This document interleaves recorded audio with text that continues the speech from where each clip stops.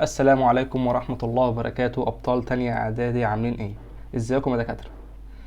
بإذن الله تعالى في الحصة ديت هنبدأ حل على الدرس الأول كامل في الوحدة الأولى. الحصتين اللي فاتوا شرحنا الدرس الأول كله، قسمناه على حصتين عشان نفهمه. أهم حاجة عندنا نطلع من الحصة فاهمين، ونطلع من الحصة مش حافظين، فاهمين كل كلمة وكل حرف، وبعد كده نحفظ المطلوب مننا عشان نبدأ نحل ونبقى فاهمين كل حاجة بإذن الله تعالى. طب في الحصة ديت يا مستر هنعمل إيه؟ هنخش على الحل؟ بإذن الله تعالى هنخش على الحل، ولكن مش مرة واحدة. هنبدأ أولا كده في أول 5 دقايق كده أو ربع ساعة أو 10 دقايق نبدأ نعمل إيه؟ نبدأ نراجع الدرس كله تاني سريعا كده. احنا خلاص ذاكرناه وفهمناه والدنيا تمام معانا، هنراجع عليه سريعا كده على النقاط السريعة، النقاط الأساسية، عشان نبقى داخلين فاهمين فنبدأ نحل بكل سهولة. تمام؟ تمام. يبقى احنا أول حاجة كده هنبدأ شرح الدرس الأول تاني سريعا، وبعد كده نبدأ إيه؟ حل. يلا نبدأ. يلا. بسم الله الرحمن الرحيم. اللهم لا سهل إلا ما جعلته سهلا وإن شئت جعلت الصعب إيه؟ سهل. بسم الله توكلت على الله ولا حول ولا قوة إلا بالله. أول حاجة عندنا الدرس الأول بيتكلم عن الدرس الأول عندنا شباب اسمه بيتكلم عن حاجة اسمها حالات المد. تمام؟ بيتكلم عن حاجة اسمها إيه؟ حالات المد. تمام. تعالوا مستر نخش بقى نبدأ شرح. أول حاجة شباب عندنا بيقول لك اسمها حالات المادة وخصائصها. احنا شرحنا الحصة اللي فاتت ان حالات المادة وخصائصها. كان عندنا حالات المادة 3 حالات. تمام. قلنا حالات المادة عندنا هما الحصة اللي فاتت كده اتذكر كده، قلنا عندنا 3 حالات مادة. اول حالة قلنا عندنا الحالة الصلبة، والتانية يا شباب قلنا عندنا الحالة السائلة، والتالتة قلنا عندنا الحالة مين؟ الغازية. تمام كده؟ تمام يا مستر. بقى قلنا عندنا الحالة الصلبة والسائلة والغازية. تمام. طب ايه الخصائص بتاعتها يا مستر؟ ايه الخصائص اللي بيقول عليها ديت؟ الخصائص قلنا اهي تحت ديت، قلنا عندنا خصائص 3. الشكل اولا. ازاي يا مستر 3 وانت قلت لنا في حصه التاسيس 8؟ قلت لك هم 8 اللي انا كنت ذاكرهم ليكم في التاسيس، ولكن هم اكتر من كده. هم مش 8 بس ولا اقل من 8، هم زياده عن كده واقل من كده. تمام. ولكن هو طلب منك هنا في قلب الكتاب، طلب منك 3 خصائص بس: الشكل وقابلية الانسياب، الحجم وقابلية الانضغاط، وقابلية الانتشار.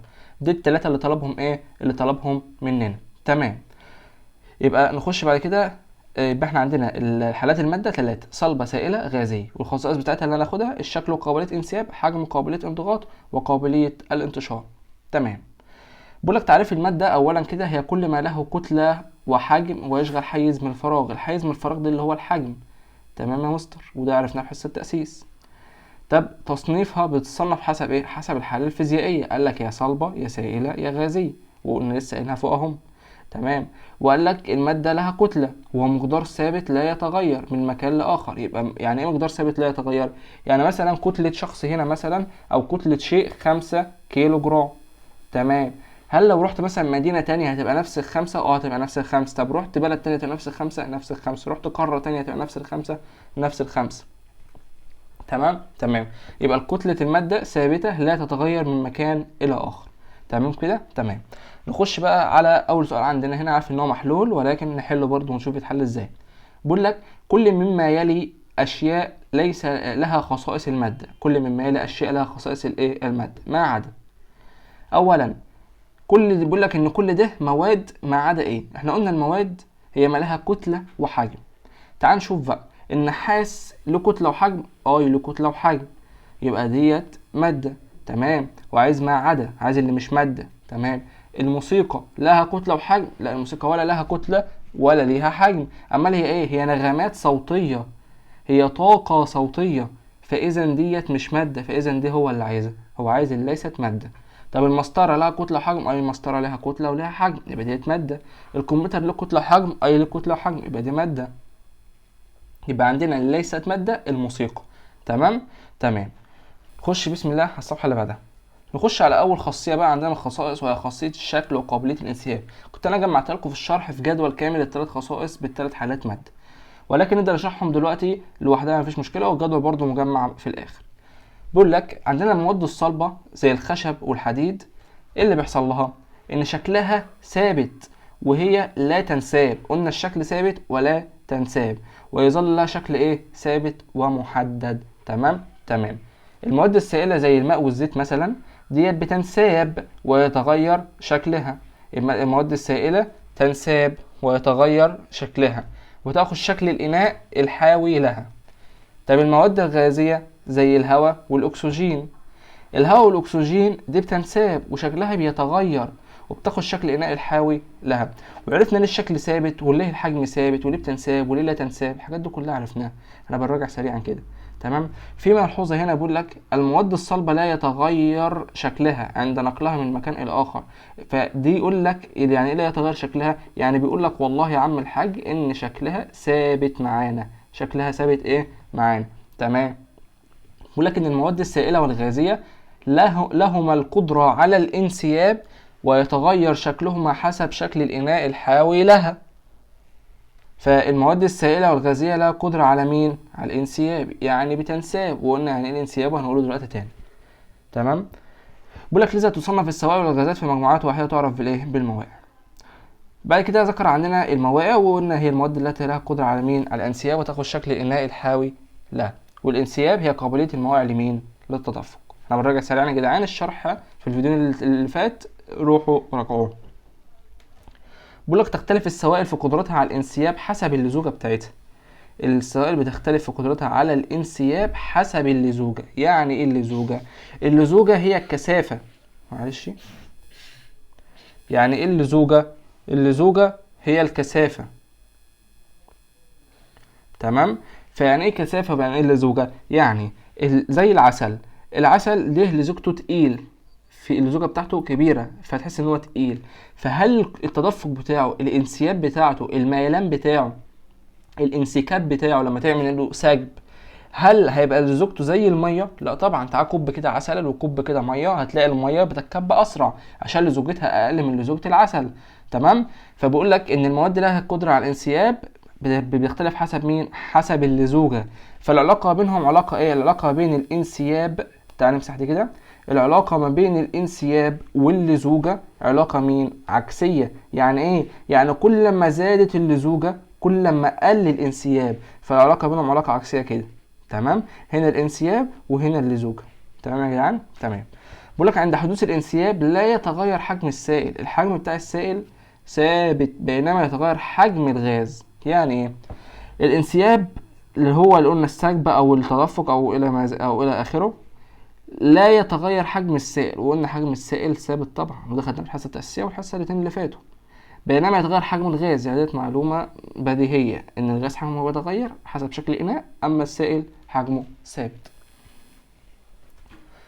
نخش هنا على سؤال بيقول لك لماذا لا تعتبر حركه الرمل انسياب؟ ليه حركه الرمل دي ما تعتبرش انسياب؟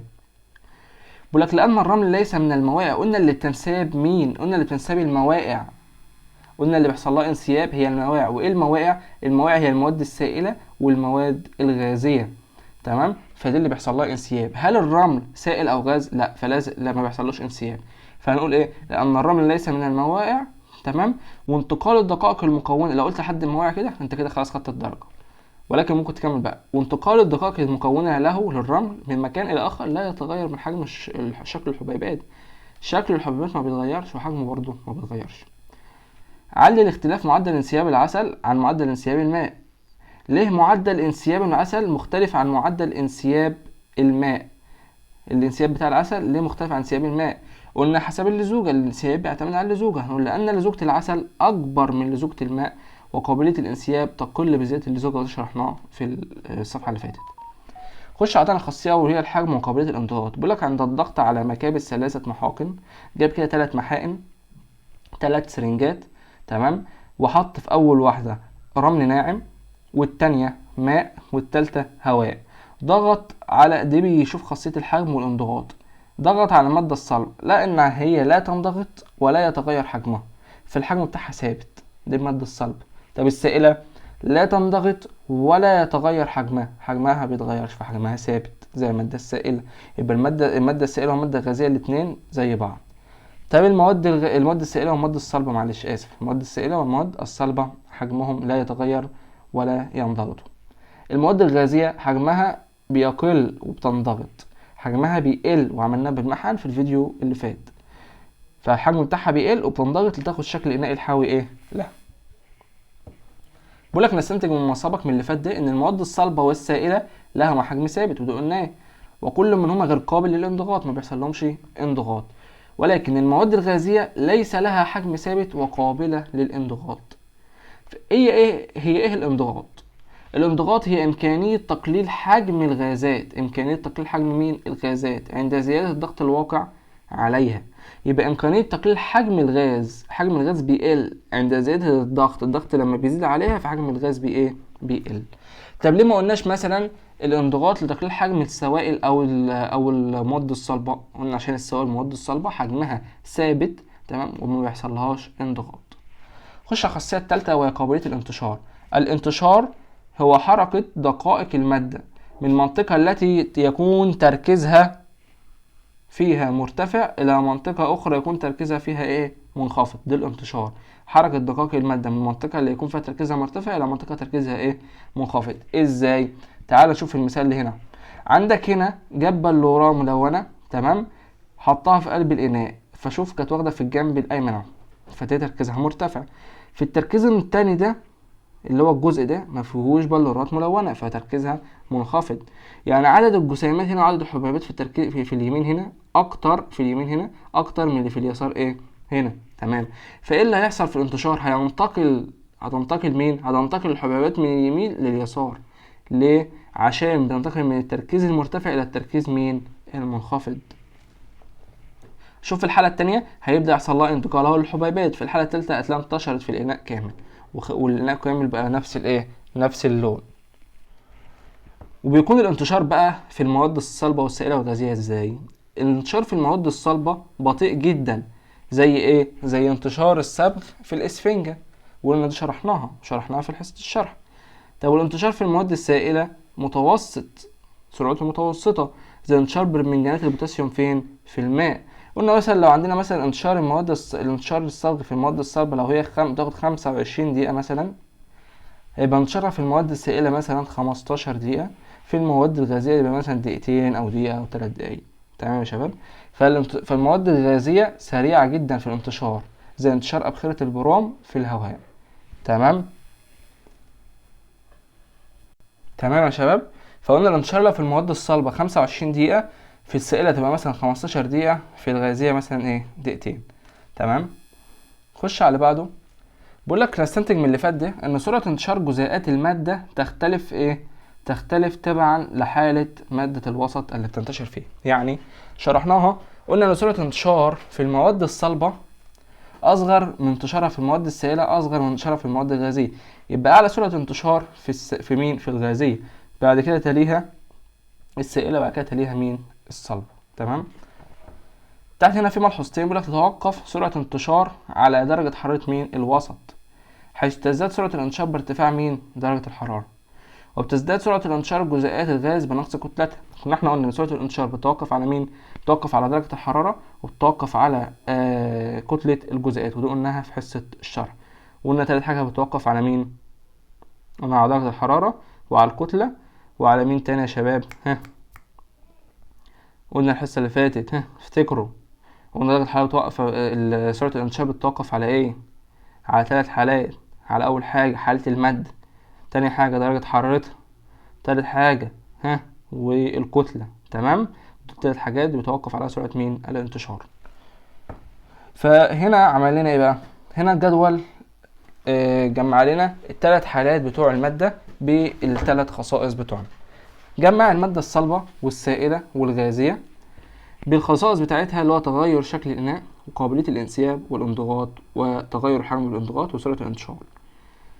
تغير الشكل، المادة الصلبة شكلها ثابت، طب السائلة شكلها يتغير حسب الإناء، المادة الغازية شكلها يتغير حسب الإناء برضه. المادة الصلبة قابلية الانسياب غير قابلة للانسياب، السائلة بتنساب سريعا كده وحسب اللزوجة، والمادة الغازية بتنساب. المواد الصلبة قابلية الانضغاط غير قابلة للانضغاط، والسائلة غير قابلة للانضغاط، والغازية قابلة. وعندنا المادة الصلبة تغير الحجم بالانضغاط لا يتغير حجمها، والمواد السائلة لا يتغير حجمها ثابت، والغازية قلنا بيتغير حجمها. وده كله شرحناه في حصة الشرح، انا براجع سريعا بس، واللي عايز اي حاجة واقفة قدامه يرجع في حصص الشرح اللي فاتت. سرعة الانتشار في المواد الصلبة بطيء جدا زي الصبغ في الإسفنج، والمواد السائلة متوسط السرعة زي برمنجانات البوتاسيوم في الماء، والمواد الغازية زي سريع جدا زي مين؟ زي أبخرة الإيه؟ اليود. تمام، خدناها ورا اهي اللي هي أبخرة اليود. تعال نحل بقى الكام سؤال دول. من الشكل المقابل أي مما يلي يعبر عن ما يحدث داخل الإزازة دي. إيه اللي بيحصل داخل الإزازة دي؟ أول حاجة الإزازة فوق هنا مغلقة، تمام. طب إيه اللي بيحصل؟ حصل هنا انكماش في الحالة التانية، دي الحالة 1 وده الحالة 2. حصل انكماش في الحالة التانية نتيجة إيه؟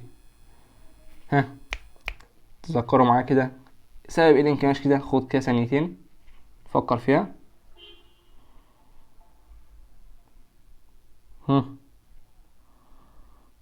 يلا يا شباب، بص يا شباب، تعال نمسك اختيار. اول حاجه هنا الايه؟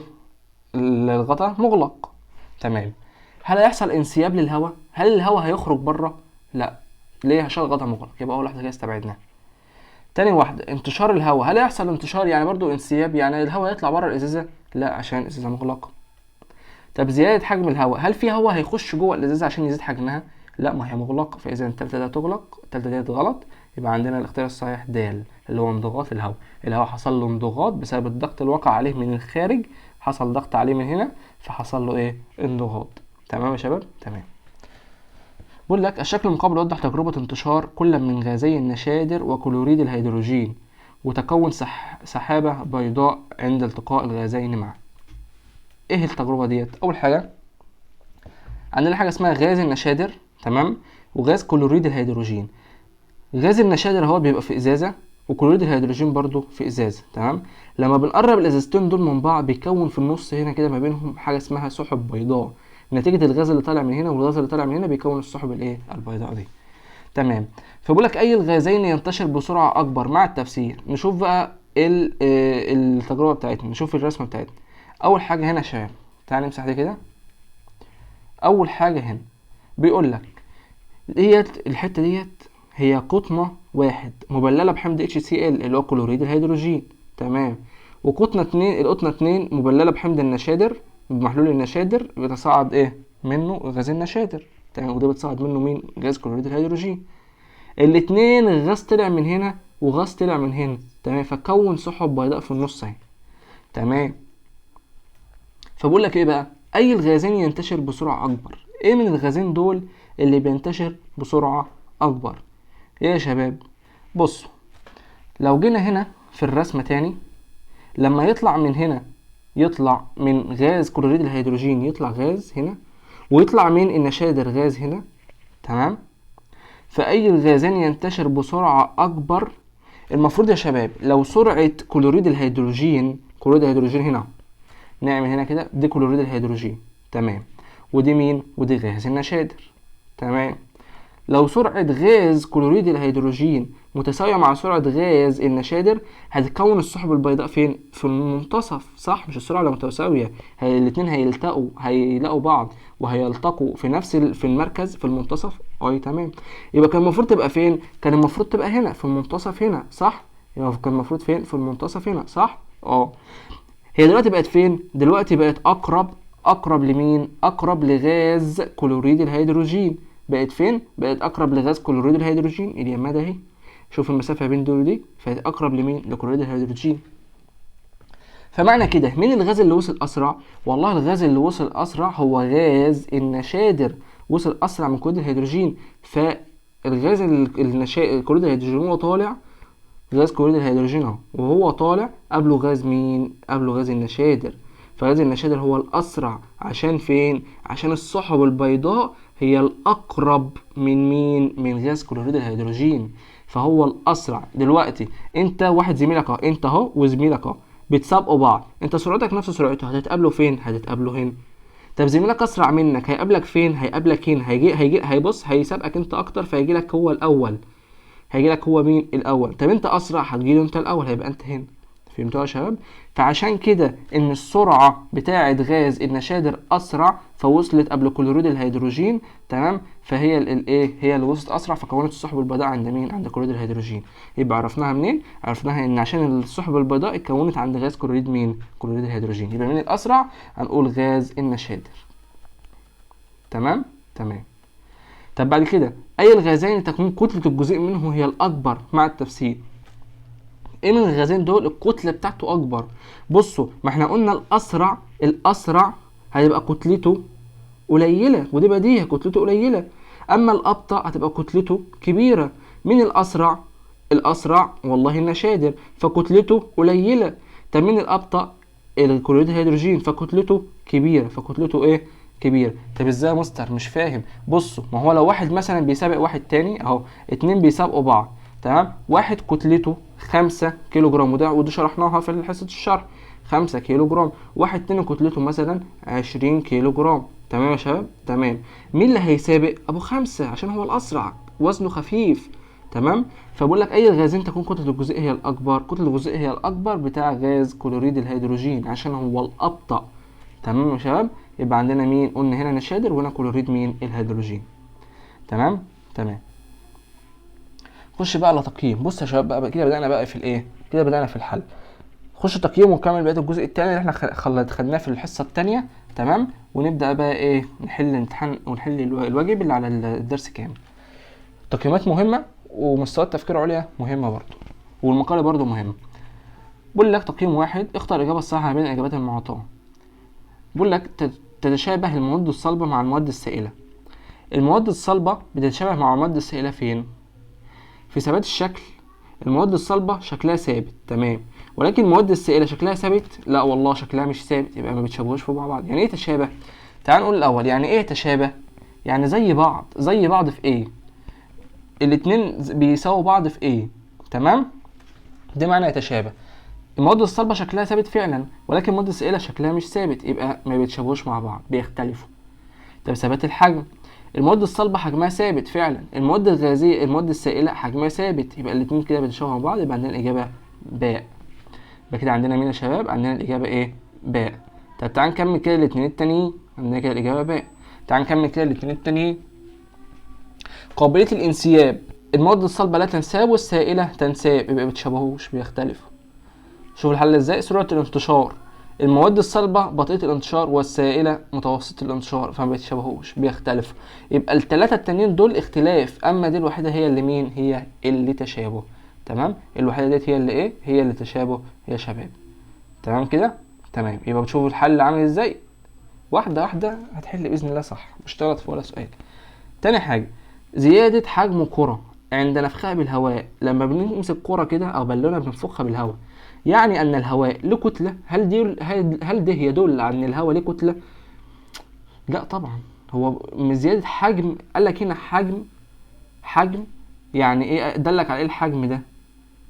يعني الحيز بتاعه، يعني الحجم يعني الحيز، فمالناش دعوه بالكتله. لا يمكن رؤيته، مالناش دعوه دلوقتي بلا يمكن رؤيته، هو فعلا الهواء لا يمكن رؤيته، ولكن هو بيقول لك بيدل بالحجم. الحجم ده بيدل على ايه؟ على الكتله، ولا لا يمكن رؤيته، ولا لا ينتشر؟ لا، بيدل على الحيز. واصلا تعريف الحجم هو الحيز اللي بيشغله الفراغ، فدي من التعريف. تمام. بيقول لك الجدول المقابل ماله؟ بيقول لك يوضح تصنيف بعض المواد تبعا ليه. الجدول ده بيصنف بعض المواد تبعا لايه؟ اول حاجه المجموعه واحد بخار ميه وهواء. بخار ميه وهواء، فالاتنين دول غاز، معنى كده ان هو ايه؟ غاز. باينلنا خالص اهو، بخار ميه وهواء، فدي غاز من اللي ذاكر. تمام. طب تاني مجموعه ندى وقطرات مطر. ندى ميه برضو، قطرات مطر ميه، يبقى دي سائل. تمام. طب المجموعه الثالثه حديد وتلج، يعني الاتنين صلب. تمام. فده تصنيف الجدول ده تبعا لايه؟ تبعا لحالة المادة أو حالتها الفيزيائية. تعرف حاجة من الحاجتين دول، حالة المادة أو حالتها الفيزيائية. عندنا هنا حالتها لمين؟ الفيزيائية. لو في حالة المادة تبقى صح. تمام.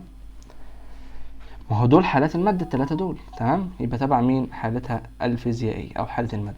بقول لك إناء فارغ مغلق حجمه 250 سنتيمتر مكعب. إناء فارغ فاضي ومغلق. تمام. حجمه 250 سنتيمتر مكعب. سحب منه، يعني شن منه 40 سنتيمتر مكعب من الهواء الموجود فيه، فما حجم الهواء المتبقي في الإناء؟ يعني يجي واحد مثلا كده يقول لك ايه، هتنصح يقول لك والله احنا عندنا 250، تمام، شلنا منه 40، فيتفضل عندنا كام يا مستر؟ مش مستاهله يا مستر، اتفضل عندنا 210. اقول لك غلط، انت كده جبت صفر. صفر لو واحد اختار 110 تمام اقول له كده جبت صفر. طب ليه يا مستر؟ ما اقول لك سحبنا منه 40. ما انت لو ركزت في كلمه ومعلم لك تحتها هي اناء فارغ مغلق، زي السؤال اللي حلناه ورده اهو، اناء مغلق. مغلق هل هيدخل له هواء؟ لا. هل هيخرج منه هواء؟ لا. يبقى اصلا هو بص بيضحك عليك، سحب ازاي هيسحب وهو مغلق؟ انت بتكذب عليا، دي بيوقعك، يبقى مش هيعرف نسحب وهو مغلق. يبقى ايه؟ يبقى هو كاتبها لك عشان يوقعك يا معلم. يبقى هنختار ايه؟ يبقى نختار الحجم ثابت عشان هو مغلق، يبقى نختار 250. تمام، ركزوا في الكلام اللي بيقول. اما لو قالك مفتوح هتبقى 210. تمام. بيقولك تتواجد المادة في 3 حالات اساسية، هما ايه؟ المادة بتتواجد في 3 حالات اساسية. تمام. اذكر خاصيتين مش خاصيتين اللي بيتاكلوا، خاصيتين، خواص بتاعتها، خصائص بتاعتها. تمام، عايز 2 منهم بتشترك فيهما كل المواد. يعني عايز، احنا خدنا كام خاصية؟ خدنا خواص كتير ماشي، مش ال3 بس اللي فاتوا، خدنا 8 في الحصة التأسيس. ده بيعتمد اولا انك ذاكرت الدرس وانك عارف حاجات قديمة. تمام. بقول لك عايز خاصتين مش باللي بيتاكلوا، تمام، اللي هم مين؟ الخصائص بتاعتها بتشترك فيها كل المواد. اول حاجه نقول ان كل المواد ليها كتله، دي محدش يختلف عنها، صح؟ كل المواد ليها ايه؟ ليها كتله. تمام يا مستر. وكل المواد لها ايه؟ لها حجم. يبقى دي خاصيتين اللي بيشتركوا فيه، ان كل مواد لها كتله وكل مواد لها حجم. طب لو قلنا مثلا الانتشار ما بيشتركش في الكل، طب الانسياب مش الكل بيشترك فيه، مختلفين. طب التدفق الكل مختلف فيه، الانضغاط الكل مختلف فيه، ولكن الاتنين مشتبهين في ايه؟ ان هما لهما كتله وحجم. تمام كده يا شباب؟ تمام. بيقول لك اذكر خاصيه تتفق فيها المواد السائله مع الغازيه. بص بقى، بدأ يحدد لك، عايز الماده السائله مع الغازيه بيشتركوا مع بعض في ايه وبيختلفوا مع بعض في ايه عن المواد الصلبه. يعني عايز خاصيتين، تمام، بتشترك الماده السائله مع الغازيه مع بعض وبيختلفوا عن الماده الصلبه في حاجه. الاتنين مع بعض برضه ازاي؟ يعني هتجيب خاصيه بتشترك فيها الماده السائله مع الغازيه وبتختلف فيها مع المادة مين؟ الصلب. زي مثلا زي مين؟ عندنا الانسياب، ومين تاني؟ وتغير الشكل. احنا كده ذكرنا له يا عم 2 مش 1. هو عايز واحدة، احنا الاتنين 2. هو عايز واحدة، احنا ناس كرمة ماشي، مش منوفية، احنا مش ماشي، اهل منوفية على دماغنا، منايف على دماغنا وانا منهم. تمام. وقال لك خاصية هنديله 2 يا عم. اول حاجة هنديله مين؟ تغير الشكل. تمام يا شباب، تغير الشكل. وايه تاني يا مستر؟ وهنديله الانسياب. وازاي بقى دول بيشتركوا مع بعض وبيختلفوا في المادة الصلبة؟ هنقول تغير الشكل، المادة السائلة شغلها متغير حسب الإناء والغازية متغير حسب الإناء، يبقى الاتنين بيشتركوا مع بعض، صح؟ وبيختلفوا عن المادة الصلبة، شكلها ثابت. تمام كده؟ تمام. طب الانسياب في المادة السائلة بتنساب والغازية بتنساب، ليه؟ عشان من المواقع. تمام. وبتختلف عن المادة الصلبة في ايه؟ عن المادة الصلبة ان هي لا تنساب عشان مش من المواقع. المواقع اللي هي السائلة والغازية. تمام كده؟ يبقى كده ذكرنا له 2 مش 1. اكتب ما تدل عليه كل من العبارات التالية. كل ما له كتلة وحجم ويشغل حيزا من الفراغ هنقول له دي اسمه ايه؟ دي تعريف مين؟ دي تعريف المادة. هي كل ما له كتلة وحجم وبتشغل حيز من مين؟ من الفراغ. المواد التي تأخذ شكل الإناء الحاوي لها. مين المواد اللي بتاخذ شكل الإناء الحاوي لها؟ عندنا مادتين اللي هما مين؟ اللي هما المواد السائلة والمواد مين؟ والغازية. تمام. ولكن هل ينفع نكتب له الاتنين كده؟ لا، هيديك غلط. ليه بقى؟ هو عايز حاجة بتربطهم، حاجة الاتنين دول بيكونوا مع بعض في حاجة واحدة. تذكروا كده كان اسمها ايه؟ كان اسمها المواقع. تمام، اللي فاكر كان اسمها ايه يا شباب؟ كان اسمها المواقع، اللي هي السائلة والغازية ولسه قايلينها فوق. تمام. حركة الدقائق من المنطقة الأعلى تركيز إلى المنطقة الأقل تركيز اسمها ايه؟ خد لسه شارحينها، اسمها الانتشار. ده كله بيعتمد يا شباب انكم حافظين التعريفات ومذاكرينها وفاهمينها الأول. بيقول لك ايه؟ قابلية الموائع للتدفق بسهولة، دي اسمه ايه؟ قابلية الموائع للتدفق بسهولة دي اسمها الانسياب. اسمها الايه؟ الانسياب. هي قابلية المواد تدفق بسهولة، والتعريفات دي موجودة بالنص يعني مش محتاجة فقاقة يعني وذكاء، تبقى فاهمها وحافظها تعرف تكتب وتحل على طول. علل لما يأتي، بيقولك علل ليه شم عبير الزهور في النهار أكتر من الليل. يعني ايه العبير؟ يعني الريحة بتاعت الزهر، الريحة بتاعت الوردة، ليه بنشمها في النهار الصبح كده أكتر من الليل؟ ليه؟ مش قلنا يا شباب إن الانتشار مش معنى كده شم يعني في انتشار؟ شم انتشار شين شين صح، يبقى كده في انتشار صح يا شباب؟ صح. فقلنا الانتشار لما بتكون درجة الحرارة عالية بيكون الانتشار أسرع، ودي من ضمن الثلاث حاجات اللي بتأثر على الانتشار صح؟ يا مستر فعلا انت قلت لنا 3 حاجات، اللي هو درجة الحرارة الوسط والكتلة ومين، وعندنا قلنا تاني الحالة. تمام، يبقى فعلا درجة الحرارة لما بتكون عالية الانتشار بيكون كبير، علاقة بين العلاقة الطردية. فدرجة حرارة بالنهار مش أعلى من الليل؟ يبقى شم عبير الزهور اللي هو ريحة الزهور في النهار أكتر من الليل. ليه؟ لأن درجة حرارة بالنهار أعلى من درجة الحرارة بالليل. تمام؟ يبقى دي إجابة السؤال. شوف بص لما اكون مذاكر سهل جدا جدا جدا. تمام، على المذاكر واللي مش مذاكر يحس انها صعبه. تاني سؤال، اختلاف الزيت عن الهيدروجين في قابليه الانضغاط. ليه الزيت بيختلف عن الهيدروجين في قابليه الانضغاط؟ الزيت سائل والهيدروجين غاز، يبقى دي سائل ودي غاز، ليه بيختلفوا عن بعض؟ ليه؟ هنقول لان الزيت ماده سائله غير قابله للانضغاط، ما بتنضغطش، بينما الهيدروجين مادة غازية قابلة للانضغاط. وده إجابة السؤال التاني. هنقول لأن الزيت مادة سائلة غير قابلة للانضغاط، والهيدروجين مادة غازية قابلة للانضغاط. تمام؟ تمام. خش بعد كده عن النموذج الجسيمي للمادة، ودي كان الفيديو التاني. سريعا كده، النموذج الجسيمي للمادة بيقول لك ان اي مادة بتتكون من نقطات صغيرة بتسمى الجسيمات او الجزيئات. بيقول لك النظرية اللي نجحت في تفسير السلوك نظرية الجسيمات للمادة.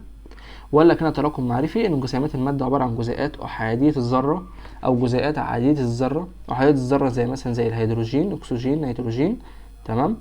عادية الذرة زي ال H2O2N2 H2O NO3 الحاجات دي كلها. تمام، دي عديدة. بيتكون الجزيء من عدة ذرات، من ايه؟ من ارتباط ذرتين او اكتر. هل ينفع 3 ذرات؟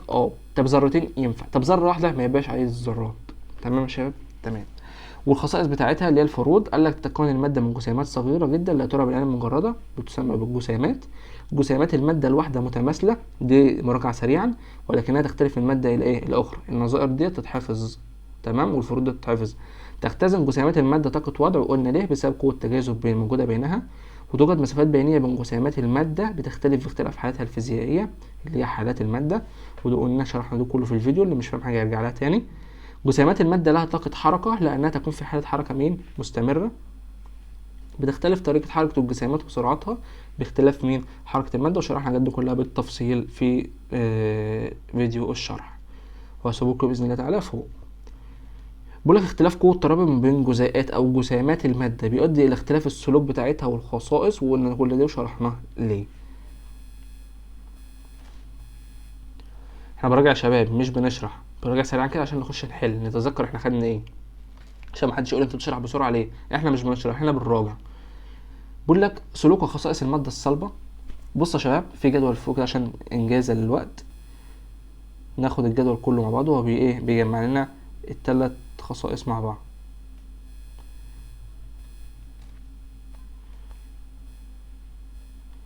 سريعا كده، المادة الصلبة والسائلة والغازية من حيث قوة التجاذب والسلوك والمسافات البينية والسلوك وحركة الجسيمات والسلوك. ازاي؟ قوة التجاذب في المادة الصلبة قلناها قوية جدا وشرحناها ليه. طب السلوك المترتب عليه يعني النتيجة المترتبة عليه السلوك ده، يعني النتيجة المترتبة على قوة تجاذب قوية جدا بيكون لها شكل ثابت. تمام، وغير قابلة للانسياب، وشرحنا ده كله ليه. المادة السائلة قوة تجاذب ضعيفة نسبيا، فالسلوك النتائج المترتبة عليها ان بيكون لها شكل غير ثابت. تمام، وتكون قابلة للانسياب. الحالة الغازية قوة تجاذب ضعيفة جدا ويكون لها شكل غير ثابت ويكون قابلة للانسياب. كل ده شرحناه. قلنا قوة التجاذب بتعتمد على الانسياب، بتأثر في الانسياب. قوة التجاذب بتأثر في الانسياب. طب المسافات البينية بتأثر في الحجم والانضغاط.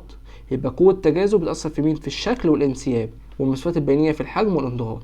المسافات البينية للمادة الصلبة صغيرة جدا، طب في في السائلة كبيرة جدا، المادة الغازية كبيرة جدا. في المادة السائلة كبيرة نسبيا، والمادة الغازية كبيرة جدا. طب النتائج المترتبة على ان المادة الصلبة المسافات البينية بتاعتها صغيرة جدا، وان المسافات البينية بتأثر على الحجم وقابلية الانضغاط، فهتكون اذا المادة الصلبة لها حجم ثابت وغير قابلة للانضغاط. فالمادة السائلة كبيرة نسبيا، فيكون لها حجم ثابت وغير قابلة للانضغاط عشان نسبيا. اما كبيرة جدا فيكون لها حجم غير ثابت وتكون قابلة للانضغاط. طب حركة الجسيمات بتأثر على الانتشار. المادة الصلبة تهتز في موضعها ثابتة، وقلنا ليه. طب السلوك المترتب عليها، النتائج المترتبة عليها، الانتشار خلالها بيكون بطيء جدا، وقلنا زي الصبغ في الأسفنج، مش هنعيد تاني. الحالة السائلة حركة جسيماتها بتتحرك بحرية نسبية، تمام. فالسلوك النتائج المترتبة عليها الانتشار خلالها بيكون بسرعة متوسطة سريعا كده. والحالة الغازية بتتحرك بحرية تامة أو عشوائية، والانتشار خلالها سريع جدا، وقلنا زي اليود في الهواء، غاز اليود. تمام يا شباب؟ تمام. نرجع كده تاني للي كنا واقفين عنده. عندنا الحركة البراونية، قلنا اكتشفها العالم براون 1827. هل التاريخ هيجي لنا في الامتحان؟ والله هو ما بيجيبهوش في الامتحان، ولكن ذاكره برضه مفيش مشكلة، ده تاريخ واحد تحفظه، مش هيأثر في حاجة. عشان لو جاب ممكن يلعب معاك لعبة كده ان هو يجيب لك التاريخ، ما تبقاش تنقص درجة على الفاضي، مش هيأثر في اي حاجة.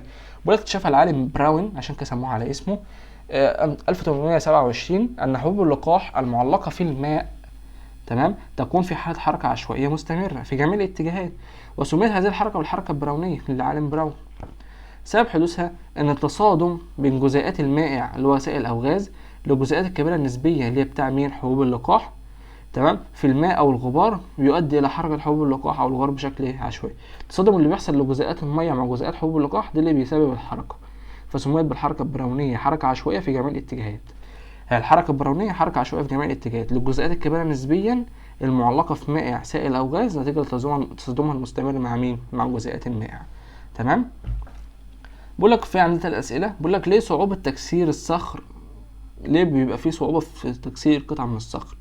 لأن قوة التجاذب بين جسيمات، وقلنا ده كله الجسيمات المادة الصخر الصلب قوية جدا، تمام، والمسافات البينية بينها صغيرة جدا، مما يجعل الجسيمات مرتبطة ببعضها بقوة، تمام، عشان قوة التجاذب شديدة والمسافات البينية قليلة، فخليت القوة شديدة جدا، تمام، بين الجسيمات وبعضها، فعشان كده بيصعب في التكسير. ذوبان ملح الطعام في الماء، لأن قوة التجاذب بين جسيمات الماء السائل ضعيفة نسبيا، والمسافات البينية بينها كبيرة نسبيا، بتشغلها جسيمات ملح الطعام. وقلنا يعني تشغلها يعني بتتخللها، بتخش جوه الجسيمات، فعشان كده بيحصل ذوبان. انتشار دخان فتيل شمعة في الهواء، لأن قوة التجاذب بين جسيمات الهواء ضعيفة جدا، الهواء اللي هو الغاز، والمسافات البينية بينها كبيرة جدا، فتنتشر جسيمات الدخان في الهواء. تمام يا شباب؟ انا بنراجع سريعا كده عشان نخش نحل. فضل عندنا حالة البلازما، ده آخر حاجة في الشرح. حالة البلازما هي حالة الرابعة للمادة، وبتكون فيها الغازات على هيئة خليط من أيونات موجبة الشحنة، قلنا ليه، وإلكترونات سالبة الشحنة، عشان بيحصل لها تأين. التأين هو التسخين الشديد لدرجات للغازات لآلاف أو ملايين درجات الحرارة، بتتأين يعني بتحول لأيون موجب وإلكترونات حرة سالبة الشحنة سالبة. تمام. مميزات حالة البلازما دي ان هي توصيلتها الكهربية مرتفعة، بتوصل الكهرباء بطريقة جبارة. ليه؟ عشان حصل لها تأين، واي غاز متأين بيحصل له توصيل للكهرباء بطريقة فظيعة. تمام. بتوجد فين بقى حالة البلازما ديت؟ بتوجد في الشمس والنجوم واستديم الكون، وبتوجد في البرق والشفق القطبي اللي هو الأورا، وهي ظاهرة الأورا دي شكلها. تمام. الحاجات دي كلها شرحناها. وقلنا بتاع تطبيق التكنولوجي بتاع التكييف، قلنا بيشتغل ازاي، قلنا ده كله. تمام يا شباب؟ تمام. نخش بقى على تقييم 2 حل. نخش بقى يا شباب كده على الحل. بيقول لك ايه سريعا كده؟ اكمل العبارات التاليه بما يناسبها. بيقول لك تختزن جسيمات الماده طاقه، دي من ضمن يا شباب الفروض، طاقه طاقه وضع. بسبب ايه؟ بسبب قوه التجاذب الموجوده بينها، بسبب قوه التجاذب. تمام يا شباب؟ هي بتكتسب طاقة وضع بسبب قوة التجاذب. بيكون لجسيمات الغاز طاقة ايه؟ جسيمات الغاز لها طاقة ايه؟ طاقة حركة. تسبب حركة مين؟ بتسبب حركتها في ايه؟ ها، رجعوا معايا كده يا شباب بسرعة. يكون لجسيمات الغاز طاقة حركة تسبب حركتها في ايه؟ في خطوط مستقيمة في جميع الاتجاهات. يا شباب، حركة الغاز بيتحرك في خطوط مستقيمة. يعني ايه خط مستقيم؟ يعني كده، ده خط مستقيم، الغاز بيمشي في خط مستقيم، ولكن في جميع الاتجاهات بيمشي كده، بيمشي كده، بيمشي كده، بيمشي كده، كده كده كده كده كده كده، ولكن في خط مستقيم. يبقى في ايه؟ في خطوط مستقيم. اكتبوا ورقة عشان القلم بس مش حلو. في خطوط ايه؟ مستقيم. تمام. بيقول لك نقط جسيمات المواد الغازية بسرعة كبيرة بسبب نقط حركتها. فأكمل يا شباب. بتحس ان انت بتحل هيروغليفي، فتحس انك مش فاهم حاجة، ولكن لو مشيت واحدة واحدة هتفهم بإذن الله. واحدة واحدة، متستعجلش. بيقول لك نقط جسيمات المواد الغازية بسرعة كبيرة بسبب ايه؟ ها، بسبب ايه حركتها مثلا؟ هنقول هنا ايه؟ هنقول ان ايه اللي بيحصل لجسيمات المواد الغازية؟ تنتشر. بيحصل لها ايه يا شباب؟ بيحصل لها انتشار. لمين؟ لجسيمات المواد الغازية. بسبب ايه؟ بسبب بسرعة كبيرة. بسبب ايه؟ بسبب حرية حركتها. الحركة بتاعتها فيها حرية، فعشان كده بتنتشر بسرعة كبيرة. تمام. تصادمات جسيمات المائع مع الجسيمات. جسيمات المائع مع الجسيمات نقط نسبيا الموجودة فيها تؤدي إلى حدوث حركة عشوائية تعرف باسم ايه؟ ده شباب ذاكروا المقالي. بيعتمد على الأكمل، بيعتمد على إنك قاري كويس ومذاكر كويس عشان تعرف تجيب الكلام اللي ما بين السطور ده، اللي هو ايه؟ تصادمات جسيمات المائع مع جسيمات مين؟ نسبيا الكبيرة نسبيا. تمام. اللي بتاعت مين؟ بتاع حبوب اللقاح. تعرف باسم ايه الحركة دي بقى؟ حركة البراونية يا شباب. دي الحركة البراونية بشرحها لك يا شباب. أكمل بيعتمد على إنك حافظ ومذاكر ما بين السطور، مذاكر كل حاجة في الكتاب عشان تعرف تحلها. تمام. بدون انك لو مش مذاكر مش هتعرف تحل. اللهم بلغت اللهم فاشهد. بقول لك فسر مما يلي. تمرر غازات خلال مجال كهربي عالي في بعض أنظمة التكييف. ليه بنمرر غازات في خلال مجال كهربي عالي في بعض أجهزة أو أنظمة التكييف؟ عشان تتأين. لسه واخدينها دلوقتي في الحركة مين؟ لسه في حالة البلازما. لتأين جسيماتها إلى أيونات موجبة الشحنة وإلكترونات حرة سالبة الشحنة. ده مين؟ حالة البلازما. تمام. بقول لك علل او فسر ما يلي صعوبة كسر مكعبات التلج. ليه بنلاقي فيه صعوبة في كسر مكعبات التلج؟ معلش يا شباب، نرجع تاني كده. تمرر الغازات خلال المجال الكهربي عالي في بعض أنظمة التكييف. هنقول لتأين جسيماتها إلى أيونات موجبة الشحنة وإلكترونات سالبة الشحنة، حرة سالبة الشحنة. تعمل على إيه بقى؟ اللي هو فكرة التكييف، على تفكيك جزيئات المواد الضارة. المواد مين؟ الضارة. مما تجعل الهواء نقي وأكثر نقاوة. دي واخدينها في مين؟ فكرة عمل التكييف. ليه أصلا التكييف اخترعوه؟ تمام. بقول لك صعوبة كسر مكعبات التلج. ليه؟ هنقول لأن قوة التجاذب لسائلينها بين جسيماتها كبيرة جدا والمسافات البينية بينها صغيرة جدا، مما يجعل جزيئاتها مترابطة مع بعض بقوة كبيرة. تمام. خش على صح أو غلط. خلي بالك من كلمة مع التصويب. بقول لك صح أو خطأ مع التصويب. تمام. تهتز جزيئات الغازات حول موضعها. صح أو غلط؟ جزيئات الغازات بتهتز حول موضعها؟ هنقول له غلط. أما دي جزيئات مين؟ جزيئات المادة الصلبة هي بتهتز حول الموضع. ذاكروا كويس تعرف تحله بسهولة. طبيعة حركة جسيمات المادة تفسر قابليتها للانتشار. صح ولا غلط؟ صح. قلنا الانتشار بيعتمد على مين؟ على طبيعة الحركة جسيمات المادة اللي هي حالة المادة، اللي هو بيتكلم عن حالة المادة، ومين؟ والكتلة. تمام. ومين؟ والحرارة. تمام يا شباب، اللي هو الانتشار والكتلة بتاعتها. تمام. فدي فعلا بيفسر قابليتها للانتشار. بعد كده بيقول لك ذوبان ملح الطعام في الماء يدل على صغر المسافات البينية بين جسيمات الماء. هل ذوبان الملح الطعام في الماء بيدل على صغر المسافات البينية؟ لا غلط، على كبر المسافات البينية. على كبر. لما يكون المسافات البينية كبيرة فيحصل ذوبان، لو صغيرة مش هيحصل ذوبان عمره. تمام. انضغاط الغازات يؤدي إلى تقليل حجمها مع الاحتفاظ بحجم جزيئاتها. صح فعلا جدا. لما بيضغط الجزيء بيقلل الحجم الكلي، ودي شرحناه، الكلي بيقلله. تمام، ولكن حجم الجزيء ثابت يا شباب ما بيتغيرش. تمام، فده عبارة صح طبعا.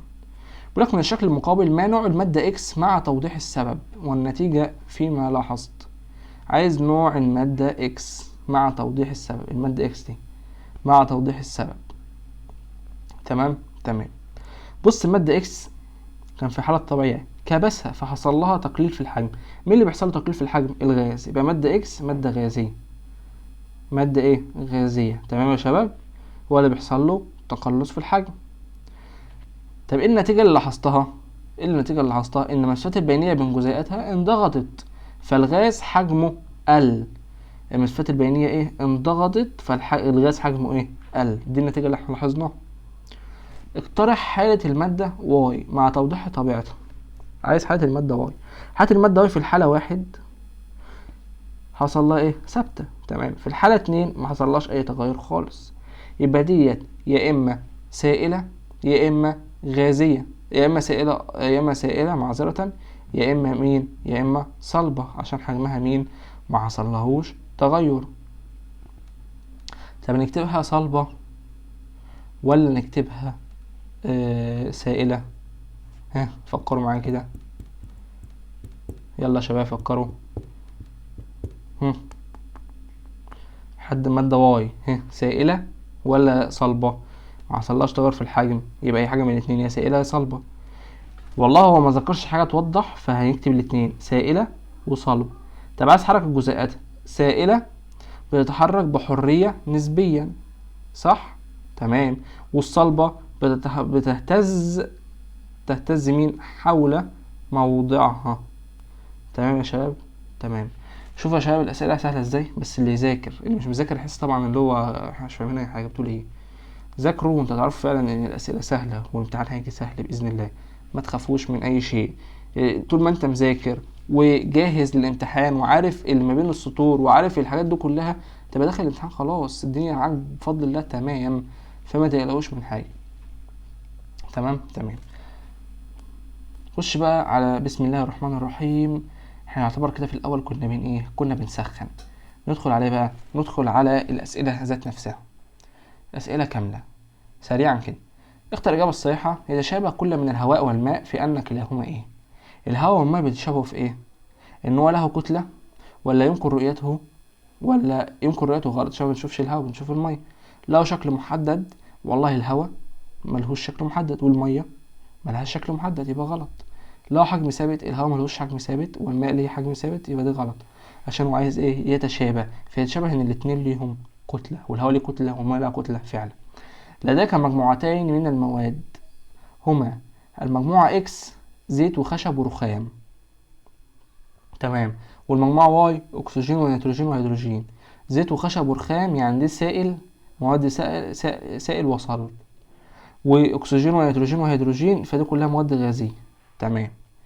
فأي من مال يعبر عن إحدى خواص كل من المجموعتين إكس وواي. عايز خواص المجموعة إكس وخواص المجموعة واي. إكس صلب وسائل وواي غاز. تمام. يبقى إكس سائل وصلب وواي غاز. نشوف بقى خصائصهم. إكس تشغل حيز، صلب وسائل تشغل حيز، ماشي.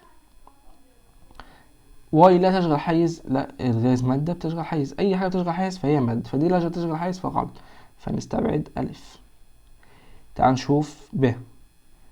س وصاد اللي هو سائل وصلب لها شكل محدد، السائل ملهوش شكل محدد فنستبعد على طول باء. تمام. س وصاد اللي هو صلب وسائل، سائل وصلب لهما حجم ثابت. الاتنين فعلا لهم حجم ثابت. غاز لمجموعة واي ليس لها حجم ثابت. فعلا ليس لها حجم ثابت، يبقى الإجابة عندنا الصح ج.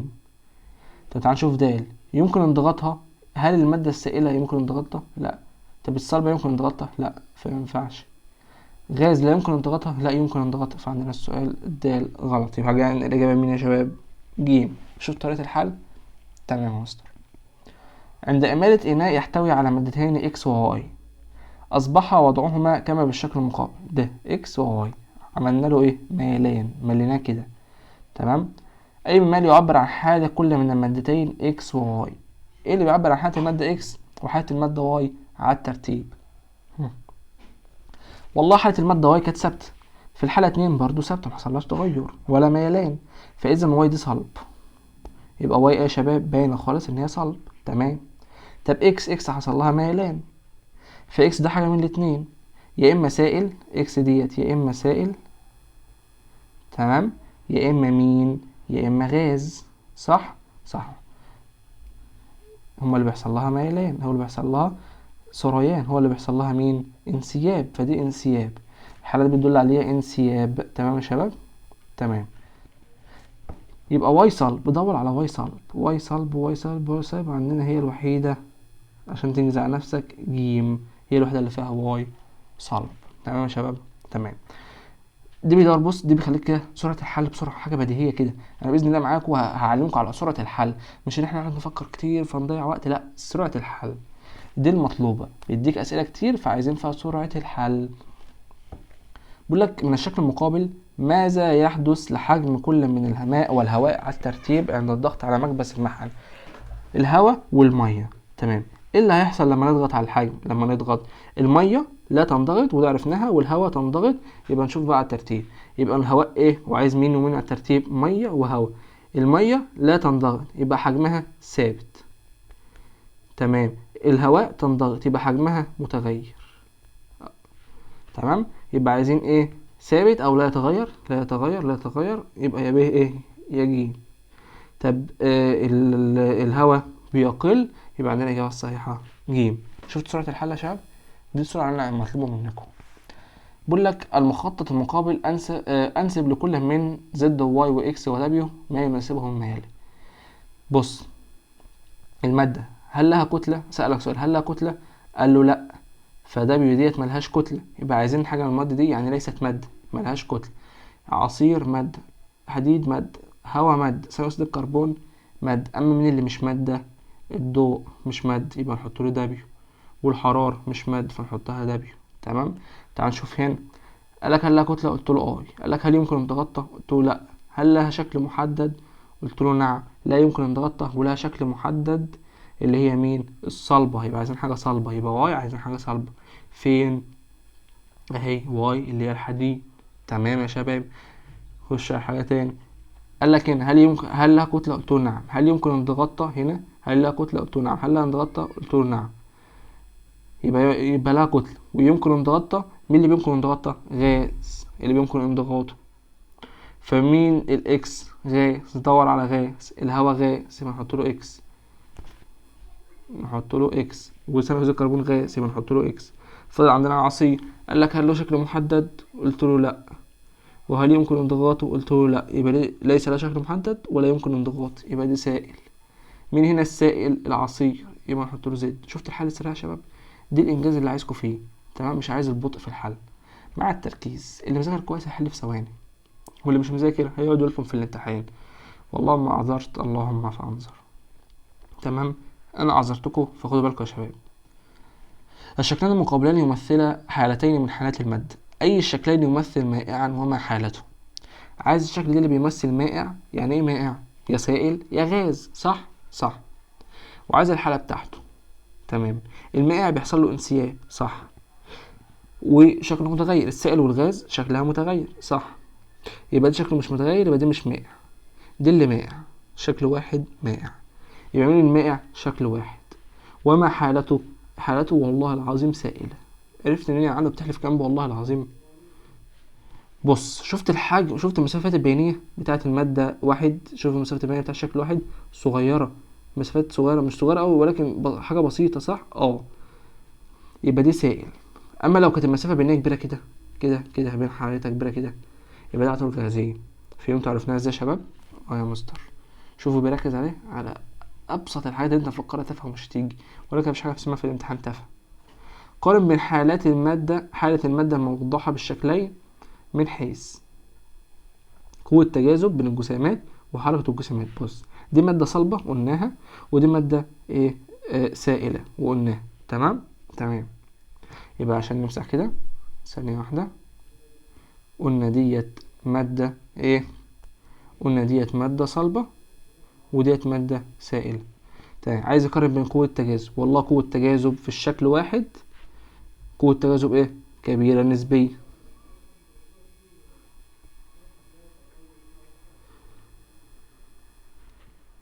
او بشكل اصح نقول قوة التجاذب هنا ايه؟ ضعيفة. قوة التجاذب في واحد ضعيفة ايه؟ نسبية. تمام. تمام. طب في المادة 2 والله قوة التجاذب ضعيفة جدا. عشان لا، ثانية واحدة، مش ضعيفة جدا. في واحد ضعيفة نسبيا، ولكن في 2 اللي هي صلبة قوية جدا قوة التجاذب. تمام يا شباب. تمام. حركة الجسيمات في واحد حركة ايه؟ بحرية نسبية. في واحد بحرية نسبية. طب في 2 بحرية تامة. تمام. اكتبوا ورايا. تمام يا شباب. تمام يا مستر. نخش على بسم الله. نخش على أكمل. على اكتب ما تعبر عنه كل عبارة. كل ما له كتلة حجم يشغل حيز من الفراغ دي مادة. المواد التي لا قدرة على الانسياب وتأخذ الشكل الإنائي الحاوي لها مين؟ اللي هما حاجتين، سائلة وغازية، فإذا هي الموائع. تمام. قابلية الموائع للتدفق بسهولة دي اسمه ايه؟ الانسياب. وشوف كله بيعتمد على التعريف. إمكانية تقليل حجم الغازات عند زيادة الضغط عليها قابلية الانضغاط أو الانضغاطية، تنفع الاتنين. حركة دقائق المادة من منطقة ذات تركيز مرتفع إلى منطقة ذات تركيز منخفض دي اسمها الانتشار. حافظ وفاهم هتحل على طول. تمام. متقعدش تفكر كتير، انجز. الحركة العشوائية في جميع الاتجاهات للجزيئات الكبيرة نسبيا المعلقة في مائع. بص مكملش. حركة براونية. مكملش يا معلم، انجز حالك. حركة براونية. تمام. الحالة الرابعة للمادة اللي هي مين؟ البلازما، وهي حالة غير أساسية قلناها في الشرح. الحالة اللي بتكون فيها الغازات على أي خليط من أينات موجبة الشحنة وأينات وإلكترونات حرة سالبة الشحنة دي اسمها إيه؟ اسمها إيه؟ البلازما. حالة البلازما اسمها إيه؟ حالة البلازما. تمام يا شباب. سرعة في الشرح يا شباب وسرعة في الأداء، وانجز حالك عشان الوقت في الامتحان ما يبقاش في ساعك، ما يبقاش في إيديك. انجز حالك عشان ما تقعش، عشان ما تبقاش قعدت جنب سؤال عمال تفكر تلاقي نفسك شلت المادة. انجز حالك في الحل، ذاكر كويس وافهم الشرح كويس، وهتلاقي نفسك في الحل بسرعة. ايديك خلاص خدت على الحل وبقيت تحل بسرعة. تمام.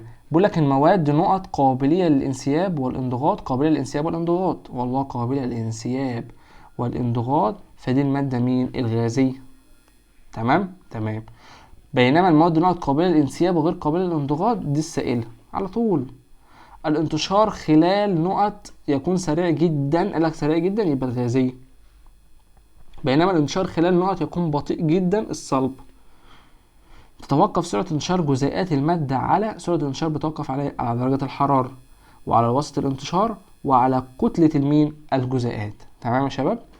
بيقول لك نجحت نظرية نقط في تفسير الكثير من سلوك المادة، وده قلناها وسطر كده مباشر. نجحت نظرية الجسيمات للمادة في تفسير الكثير من سلوك المادة ومين وخصائصه. تمام. ده سطر كده مباشر. قلنا يا شباب اكمل او اكتب المصطلح بيعتمد على انك فاهم وحافظ الكلام. شو قلت تاني؟ جسيمات المادة الواحدة قلنا متماثلة في النظائر او في الفروض، ولكنها تختلف من مادة الى ايه؟ الى اخرى. جسيمات المادة لها طاقة حركة بسبب الحركات المستمرة، ولها طاقة وضع بسبب قوة التجاذب. المسافات البينية بين جزيئات الحديد صغيرة جدا، بينما جزيئات الهيدروجين يعني غاز، حديد يعني صلب، فصغيرة جدا. هيدروجين يعني غاز فكبيرة جدا. قوة التجاذب بين الجسيمات تكون أكبر ما يمكن في المواد، قوة التجاذب أكبر ما يمكن في المواد الصلبة، بينما تكاد تكون منعدمة في المواد تكاد تكون منعدمة في المواد مين؟ الغازية، ولكن ليست منعدمة، هي تكاد تكون.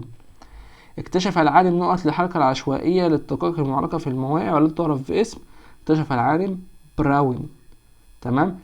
اللي تعرف باسم ايه؟ الحركة البراونية. تمام يا شباب. سريعا. تكون الحركة البراونية نتيجة تصادم بين مين؟ بين الجزيئات الكبيرة نسبيا اللي بتاعت الحبوب اللقاح وجزيئات مين؟ المائع اللي هو السائل او الغاز. عند مرور الغازات خلال مجال الكهرباء تتحول ذراتها الى ايونات موجبة الشحنة والكترونات حرة سالبة الشحنة، ويحصل لها تأين. معظم المادة في الفضاء الخارجي توجد في حالة بلازما. تمام. كما في مين؟ كما في الشمس والنجوم والسديم والبرق ومين؟ والأورا أو الشفق القطبي. في أنظمة التكييف تعمل أيونات الغاز المشحونة على تفكيك مين؟ جزيئات ملوثات الهواء الضارة، مما يجعل الهواء أكثر مين؟ أكثر نقاوة. تمام يا شباب؟ تمام يا شباب المستعمل؟ تمام يا دكتور؟ تمام يا دكتورة؟ تمام يا باشمهندس؟ يا باشمهندسة؟ تمام كده؟ هل في مشكلة؟ لا. شوف عشان مذاكر تنجز حالك. بيقول لك حالات المادة وخصائصها. يختلف انسياب السوائل حسب مين؟ حسب اللزوجة. تمام؟ مش الكثافة.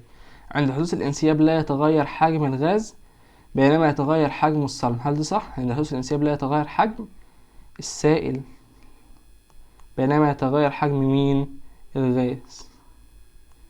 تمام. طب ليه ما ينفعش هنا لا يتغير حجم الصلب؟ مش الصلب حجمه ما بيتغيرهوش؟ فعلا الصلب حجمه ما بيتغيرش، ولكن قالك عند حدوث الانسياب. هل اصلا الصلب بيحصل له انسياب؟ لا، يبقى ما ينفعش اصلا نكتبها من الاول. اقرا الكورس انت هتفهمه. المواد السائله ليس لها شكل او حجم محددين. المواد السائله ليس لها شكل او حجم محددين. والله ليس لها شكل او حجم، هي المواد الغازيه. المواد الصلبه لها القدره على الانسياب وليس لها القدره على الانضغاط. والله دي السائله مش الصلبه، مباشره جدا، كل الاسئله دي مباشره. سرعه انتشار خلال المواد الصلبه تساوي سرعه انتشار خلال المواد الغازيه. هل ده صح؟ سرعه انتشار خلال المواد الصلبه اقل من او اصغر من سرعه انتشارها في المواد مين؟ الغازيه. المسافات البينيه بين جزيئات المواد السائله المسافات البينيه بين جزيئات المواد الغازيه اصغر من او اقل من. تمام. تتحرك الجسيمات المعلقه في المواد الصلبه حركه عشوائيه بتعرف بالحركه البرونيه. هل في المواد الصلبه ولا في مين؟ في الموائع اللي هي مين؟ سائله وغازيه. تمام. صح او غلط؟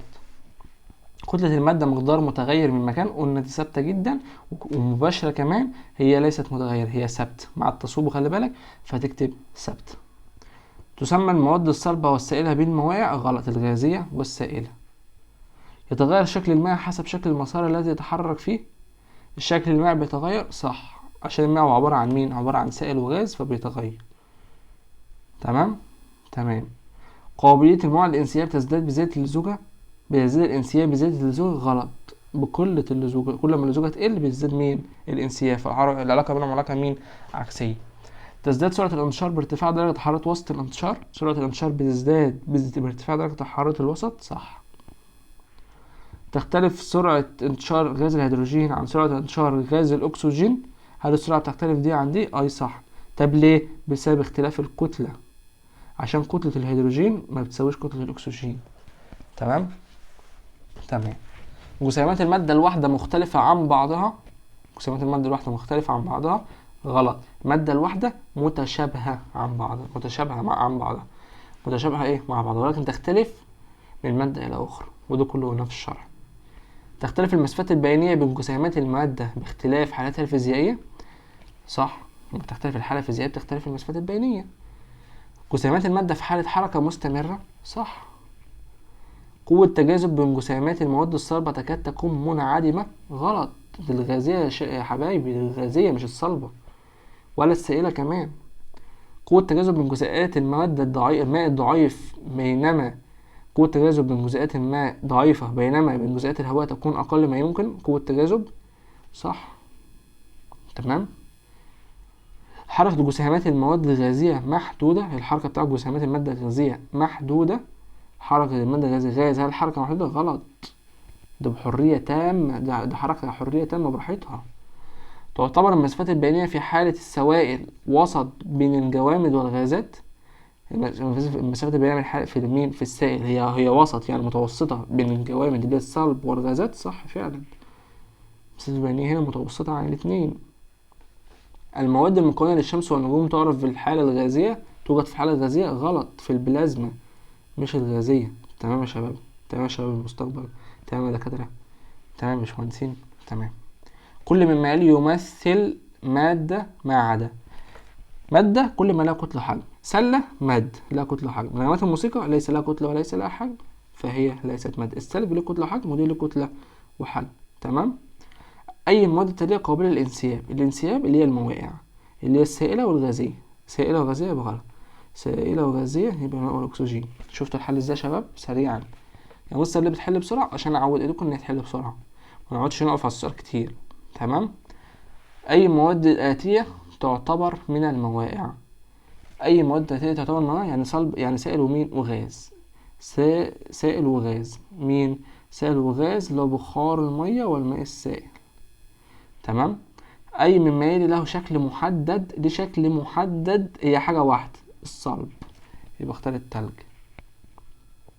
الشكل المقابل يوضح باللون، يوضح بالونة تمام طويلة منفوخة بالهواء تم تشكيلها على هيئة كلب. نفخ بالونة على هيئة كلب. أي ما يلي يمكن استنتاجه عن الهواء. إن هو ليس له كتلة ملناش دعوة بيه. لو قال لي كتلة طبعا فدي غلط. له حجم محدد. الهواء ليه حجم محدد. تمام. الهواء ليه حجم محدد دي ماشي ممكن تكون صح بس مش هنشوف. طب ليس له شكل محدد. أي ما يمكن استنتاجه ليس له شكل محدد، له حجم محدد. بص هو ده هوا. ثانية واحدة معلش، ده هوا لا حجم محدد غلط. الهوا ملوش حجم محدد معلش. لا يشغل حيز، لا بيشغل حيز. يبقى ليس له شكل مين محدد. عشان دلوقتي عملوه على هيئة كلب فهل شكله محدد؟ لا، ممكن يعملوا على هيئة قطة، على هيئة قلب، على هيئة أي حاجة، فشكله مش محدد. خلي بالكوا هي كانت هوا اللي هو غاز. تتميز المادة الصلبة بأن ايه؟ المادة الصلبة تتميز ان هي ايه؟ ها؟ بأن لها ايه؟ هل ليس لها حجم او شكل ثابت. المادة الصلبة ملهاش شكل او حجم ثابت. غلط طبعا. لها حجم وشكل ثابت فعلا صح. والباقي كملوا بقى. من مخطط التدفق المقاول ما الذي يعبر عنه كل من A و B و C. كانت نفس اللي احنا حلناها المرة اللي فاتت. A و B و C. المادة هل لها شكل محدد؟ قال لك نعم. يبقى لها شكل محدد يبقى الصلبة بس، يبقى حاجة صلبة. تعال نشوف هل لها شكل محدد. قال لك لا. هل لها حجم محدد؟ قال لك نعم. ليس لها شكل محدد ولا حجم محدد فهي السائلة. قال لك هل لها شكل محدد؟ قلت له لا. هل لها حجم محدد؟ قلت له لا. يبقى ديت مين؟ ديت الغازية. يبقى ايه وبي وسع الترتيب صلب سائل غاز. دور كده صلب سائل غاز يبقى عندنا إجابة ج. الخاصية المشتركة بين المواد الصلبة والمواد السائلة الصلب والسائل إن هما ايه؟ ثابت الحجم صح، ثابت الشكل غلط، قابل للانسياب غلط، قابل للانضغاط غلط. يبقى عندنا مين الثابت؟ مين؟ استنى. الخاصية المشتركة بين المواد الصلبة والسائلة في أن كلاهما قابلة للانضغاط. لا يا شباب، هي ثابت الحجم. المادة الصلبة ثابتة في الحجم، والمادة الغازية المادة السائلة قصدي ثابتة في الحجم.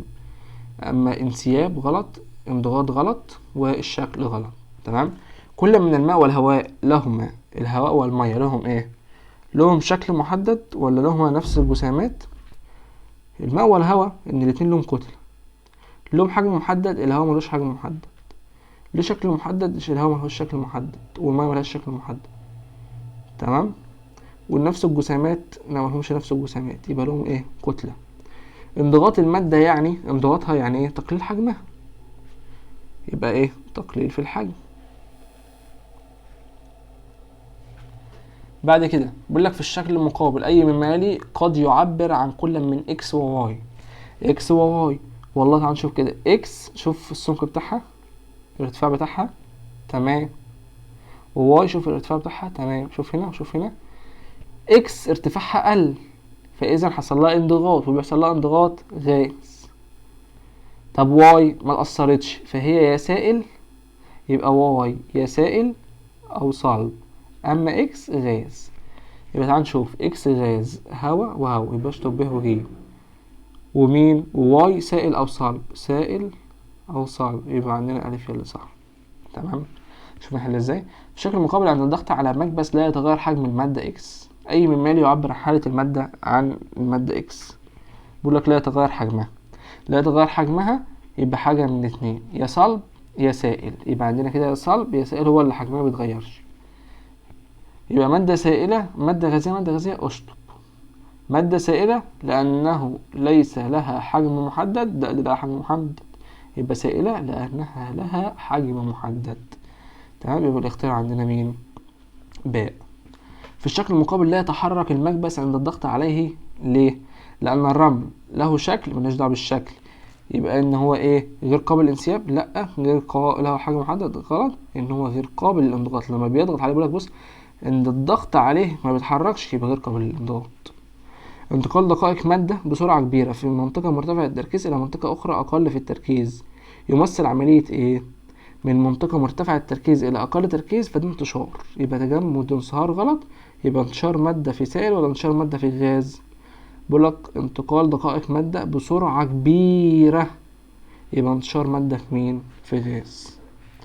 دقائق المادة لا يمكن رؤيتها بالعين المجردة لأنها دقائق المادة لا ترى بالعين المجردة لأنها إيه؟ تهتز، ملناش دعوة. تتحرك، ملناش دعوة. تتحرك، ملناش دعوة. يبقى إنها صغيرة جدا فلا ترى بالعين المجردة. لماذا ينساب الماء من الكوب الممتلئ لحافته عند إضافة مكعبات من الثلج إليه؟ ليه المية بتندلق كده عند إضافة مكعبات من الثلج إليه؟ ليه؟ لأن التلج له حجم، ولا أن التلج له شكل، ملناش دعوة بالشكل، ولا أن الماء ليس له حجم؟ لا، الماء له حجم طبعا. الماء يتواجد في حالات مختلفة. الماء ليس له حجم محدد، ده غلط. الماء ينساب ليه؟ لأن الثلج له حجم محدد. ولا الماء يتواجد في حالات مختلفة؟ غلط. هنقول لأن الثلج له حجم محدد. ليه بقى؟ التلج له حجم صح، أو حط في قلب مية، فالحجم بتاع التلج ده هياخد من حجم المية، فالزيادة هيقع بره. تمام يا شباب؟ تمام. فاضل لنا قد ايه؟ هناخد نقف عند لحد الأسئلة المقالية، فنخلص الصفحتين دول ونقف لحد الأسئلة المقالية. الأسئلة المقالية بإذن الله تعالى ممكن نعملها لكم في فيديو تاني لوحده، عشان بس الفيديو ما يطولش جامد، عشان كده دخلنا حوالي في ساعة وتلت. كل مما يلي يعد صحيحا بالنسبة لنظرية الجسيمات. كل ده صحيح بالنسبة لنظرية مين؟ نظرية الجسيمات، ما عدا، يعني عايز الغلط. كل ده صحيح ما عدا الغلط. هو ايه؟ جسيمات المادة الصلبة بينهما قوة تجاذب. تمام، دي صح. هو عايز مين؟ ما عدا، فدي صح. جسيمات المادة الغازية تتحرك بعشوائية في خطوط مستقيمة. دي صح، وعايز الغلط. جسيمات المادة السائلة توجد بينها مسافات بينية. دي صح، عايز الغلط. جسيمات أي مادة ترى بالعين المجردة. غلط. جسيمات أي مادة لا ترى بالعين المجردة لأنها صغيرة جدا.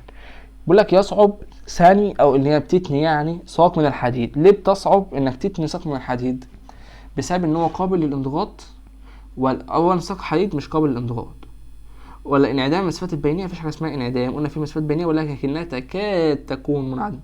قابلية انسياب مالناش دعوة دلوقتي، احنا هي قوة تجاذب من جزيئاتها قوية جدا، والمسافات البينية بينها صغيرة جدا، فلذلك يصعب ايه؟ يصعب كسرها، زي مثلا كسر الحجر الطوب اللي احنا شرحناه.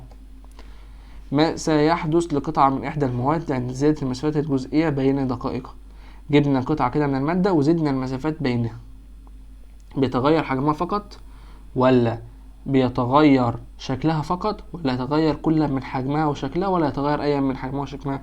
لا، الحجم والشكل بيتغير يا معلم، عشان المسافات البينية ايه؟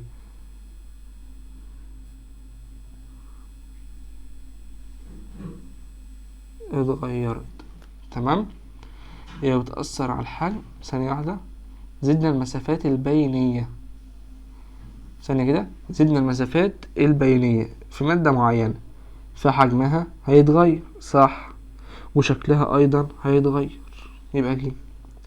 تتميز المواد السائلة بالخصائص الآتية ما عدا: تتحرك جزيئاتها حركة برونية. المواد السائلة فتحرك جزيئاتها حركة برونية. ده صح، وعايز ما عدا. تنتشر الجزيئات خلالها بسرعة متوسطة. صح، عايز ما عدا. قابلة للانضغاط. السائلة قابلة للانضغاط. لا، غير قابلة للانضغاط، يبقى ديت اللي عايزها. تتخذ شكل إناء. فعلا تتخذ شكل إناء، عشان هي ايه؟ هي شكلها غير محدد. تنتشر الغازات في كل الحيز المتاح لها. ليه؟ لأن قوة التجاذب من جزيئاتها قوية. لا، دي للصلب. عايز الغازات. المسافات البينية من جزيئاتها كبيرة نسبيا. لا، دي كبيرة جدا. قوة التجاذب من جزيئاتها تكاد تكون منعدمة. ده صح. المسافات البينية من جزيئاتها أقل ما يمكن. لا، دي كبيرة جدا يا معلم. يبقى باء.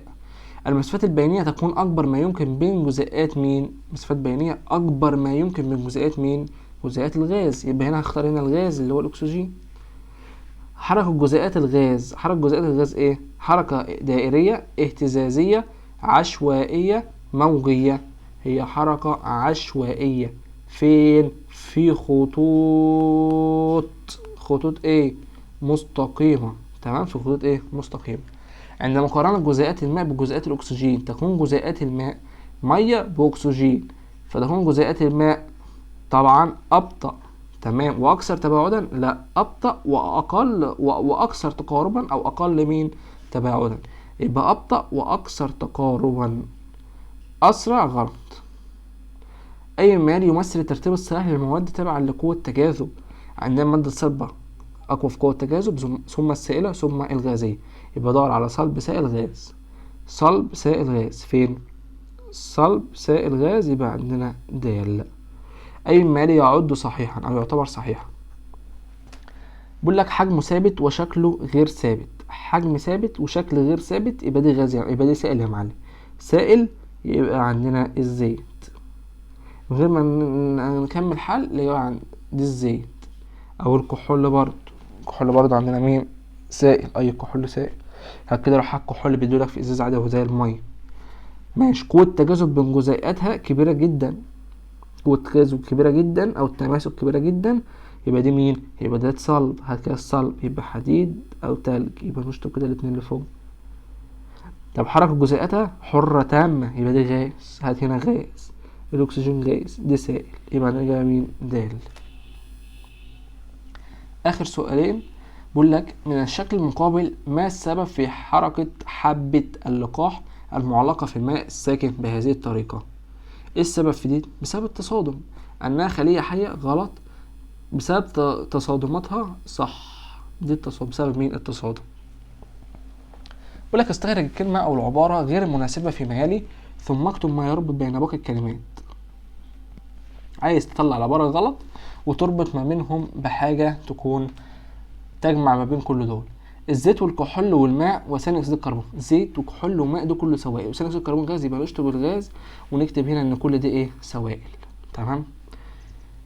الاكسجين والهيدروجين والنشادر والخشب. اكسجين، هيدروجين، نشادر، دي كلها غازات، والخشب صلب، يبقى نكتب هنا ايه؟ غاز. تمام. قابلية الانسياب، قابلية الانتشار، بطيئة الانتشار، ليس لها شكل محدد. قابلية الانسياب يعني تنساب، واللي بتنضغط يبقى تنساب وتنضغط وليس لها شكل محدد، نشطب على بطيئة الانتشار. ودي يبقى ديت خواص المادة مين؟ الغازية يا معلم. هي اللي بتنساب وبتنضغط وليس لها شكل محدد. طب لها حجم ثابت. تمام. قابلة للانسياب، يبقى كده سائلة. غير قابلة للانضغاط. تمام. لها شكل ثابت غلط، نشيل لها شكل ثابت ونكتب خواص المواد مين؟ السائلة. تتحرك جسيماتها حركة اهتزازية، يبقى دي كده الصلبة. قوة الترابط بين جسيماتها أكبر ما يمكن، الصلبة. مسافة البينية بين جسيماتها أقل ما يمكن، الصلبة. غير قابلة للانتشار، نشيل غير قابلة للانتشار. تمام. ونكتب مين؟ عشان دي كلها خواص مين؟ خواص المادة الصلبة. تمام. بعدين غازية، سائلة، صلبة. تمام يا شباب. وبكده يبقى خلصنا الأسئلة كلها. تمام. أسئلة مقالية لسه ممكن انزل لها لكم فيديو. تمام. يبقى فيديو حكاية عشان الفيديو بس ده ما يطولش جامد، عشان كده حوالي دخلنا في ساعة ونص. يا رب تكونوا فهمتوا، يا رب تكونوا استوعبتوا. بعد كده خلصنا أسئلة الدرس كلها وراجعنا على الدرس قبل ما نبدأ. تمام يا شباب، عشان تبقوا فاهمين داخلين على ايه. اهم حاجة يا شباب، انتوا شفتوا الأسئلة شكلها بيعمل ازاي، احنا بنمتحن في ايه او بنحل في ايه. تمام. الأسئلة الاختياري عايزة تشغيل دماغ. طب اربط ما بين الكلمات عايز تشغيل دماغ. طب اكمل او اكتب العبارة ديت عايزة فهم وحفظ للكلام. المقالي عايز حفظ. فيا شباب انتوا فهمتوا كده الأسئلة عايزة ايه. تمام. يا رب تكونوا فهمتوا واستوعبتوا، والحمد لله الذي وفقنا لهذا، وما كنا لنهتدي لهذا لولا أن هدانا الله. والسلام عليكم ورحمة الله وبركاته. كان معكم مستر محمد محمود من قناة بايسكوب، والسلام عليكم ورحمة الله وبركاته.